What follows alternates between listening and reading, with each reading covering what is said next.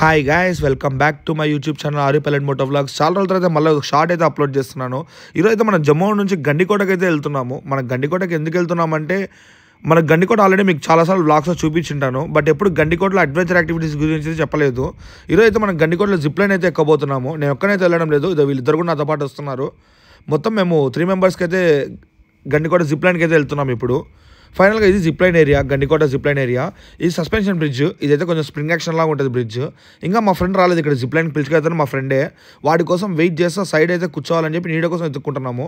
ఇక్కడ చూడండి, వీడి స్నాపుల కోసం వీడి కష్టాలు. ఇంకా నేనైతే చల్లగా రెస్ట్ తీసుకుంటూ కూర్చున్నాను నీడు ఉందని చెప్పి. ఈ పక్క మా గుండు కాలుతుందని రీల్స్ చూసా కూర్చున్నాడు. ఇంకా ఫైనల్గా మా ఫ్రెండ్ గారు కూడా వచ్చేసాడు. వీడే మాకు ఇప్పుడు zip line ఎక్కించేది.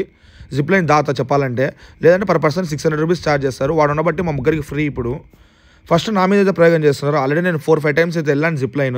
Kerala's longest zip line వెళ్ళాను, వాయనాడ్లో జిప్ లైన్ వెళ్ళాను, అలా చాలా జిప్ లైన్ అయితే వెళ్ళాను. గండికోటలో కూడా సెకండ్ టైము.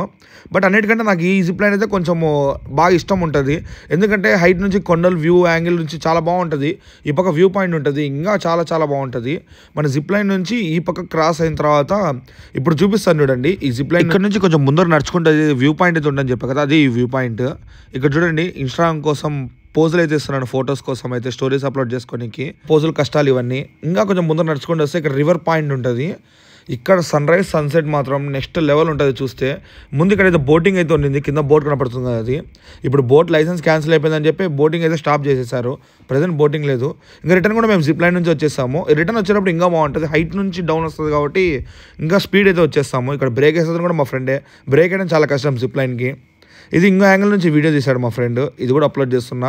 చూడండి, కొండల మధ్యలో నుంచి వెళ్తుంటే ఎంత బాగుంటుందో. ఇంకా ఫైనల్గా ఈ జిప్ లైన్ దగ్గర నుంచి రిటర్న్ అయితే వెళ్ళిపోతున్నాం గాయస్. వీడియోని 10 కేస్ బ్యాగులు ఇచ్చుకొని 50 కేస్ అని బిల్డప్ ఇస్తున్నాడు. ఇంకా తెచ్చిన ఎక్విప్మెంట్ అంతా వీళ్ళు మా ఫ్రెండ్స్ అయితే ప్యాక్ చేసేసారు. ఇంకా ఈ సస్పెన్షన్ బ్రిడ్జ్ అయితే చాలా బాగుంటుంది. దీనికి సేపు కొంచెంసేపు ఆడుకొని ఇంకా పైకి అయితే రీచ్ అయిపోయాము. ఇంకా ఇది చూస్తే గండికోట క్యాంపింగ్ ఏరియా గాయస్. ఇది టెంట్లన్నీ వేసుకునేది ఇక్కడే.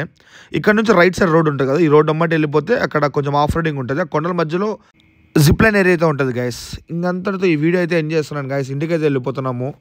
ఈ వీడియో మీకు నచ్చితే లైక్ చేసి షేర్ చేసి సబ్స్క్రైబ్ అయితే చేయండి guys. Thank you for watching. Bye bye.